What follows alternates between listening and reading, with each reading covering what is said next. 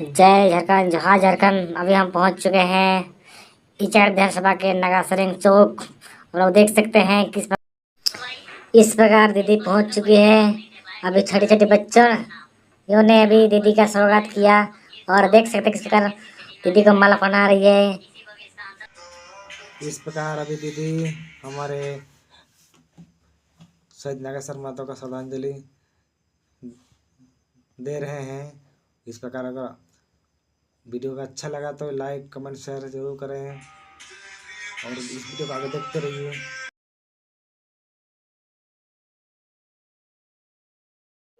लेकिन संविधान निर्माण में प्रथम राष्ट्रपति डॉक्टर राजेंद्र प्रसाद की भी अहम भूमिका रही है और ये अपने व्यक्तित्व में इतने अच्छे और ऐसे नेता के रूप में शिक्षित रहे कि अपने काम के दरमियान ना तो अपना घर बनाए पर्सनल, कुछ भी अपना संपत्ति अर्जित नहीं किए। आज के जमाने के नेता मंत्री लोग इतना ज्यादा संपत्ति अर्जित कर लेते हैं कि ईडी अगर उनको पीछा करती है, पूछती है तो भागते हुए कहाँ कहाँ छिपते रहते हैं। और इस प्रकार हमारे प्रथम राष्ट्रपति जी थे कि अपने कार्यकाल में अपना घर तक नहीं बनाए थे। उनकी इस सच्चाई को मैं फिर से नमन करती हूँ।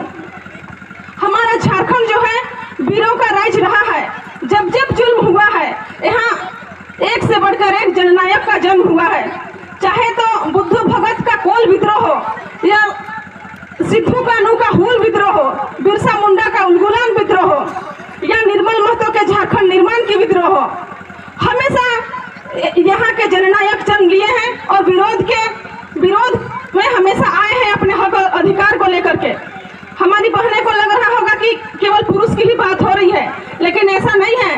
झारखंड में महिलाओं ने भी आंदोलन में चाहे हक अधिकार को लेकर के कभी पीछे नहीं हटे हैं। फूलो झानो हमारी दीदी उदाहरण है। और भारत की जो एक संस्कृति है, शायद इसको आप लोग जानते होंगे, जनी शिकार, जो 12 साल में एक बार आता है जनी शिकार। इसकी शुरुआत कैसे होती है?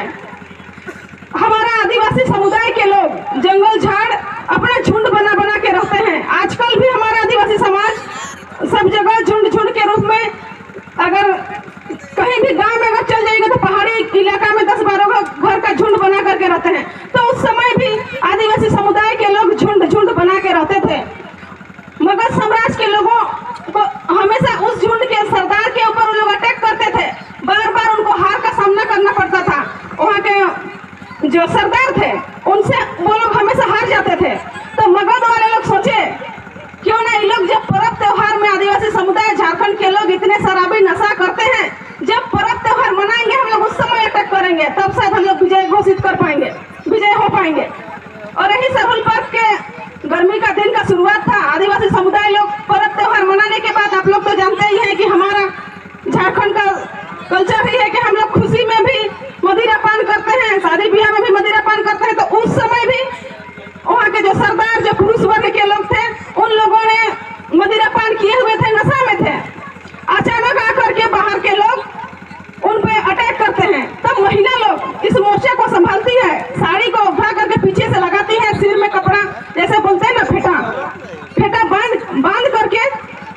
उनके पास तो हथियार नहीं था, जो घर में हंसुआ था, मिर्चा पाउडर था, आग था, यही सब को लेकर के वो लोग लड़ाई करती है।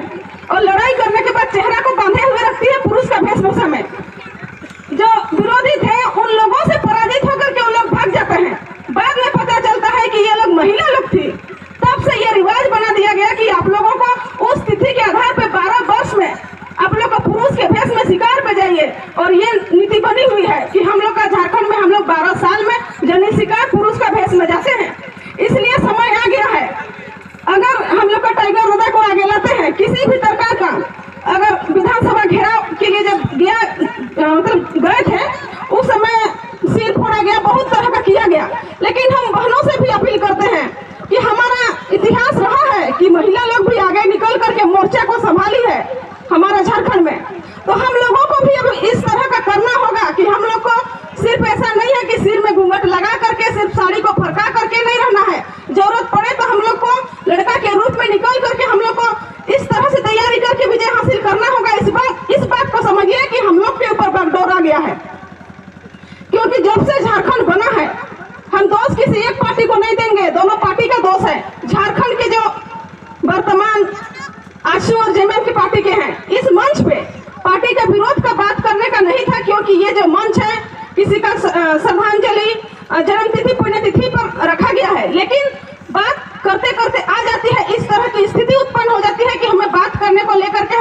जाते हैं, इसलिए बातों को रख रहे हैं।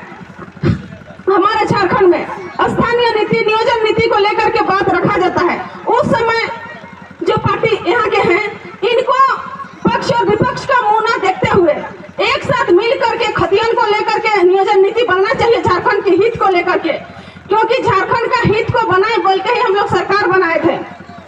हमारे झारखंड में 81 विधानसभा है, 81 में 72-73 लोकल विधायक हैं, 7-8 गो जो है कि बाहर के विधायक हैं, तो 2-4 विधायक ही हमारे यहाँ भारी पड़ रहे हैं। तो इनको समझना होगा, हमारा देश और राज्य हो चलाने को लेकर के हम लोग प्रतिनिधि चुनते हैं, वही देश को चलाते हैं।